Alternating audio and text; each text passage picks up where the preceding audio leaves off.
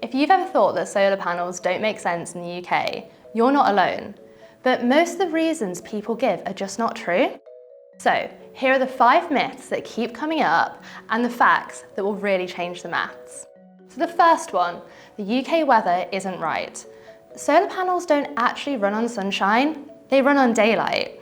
So Germany gets less sunshine than the UK, but it's one of the biggest solar producers in the world. So our cloudy skies, they're absolutely fine. Second, the upfront costs are really high. Most installers now offer 0% finance options, so you can spread the cost over time.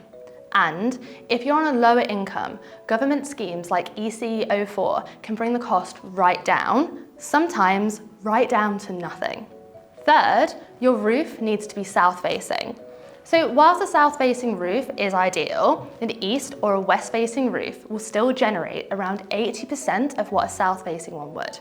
And that's more than enough to make a real difference to your bills, plus a decent installer will always be straight with you about it. 4, you need planning permission. For most homes in the UK, you don't actually need it. Solar panels fall under permitted development rights. So unless you live in a listed building or a conservation area, you'll be absolutely fine. And lastly, the idea that they won't add value to your home. Research suggests that solar panels can actually increase the property value by up to 14%. Plus, they'll lower your bills whilst you're living there.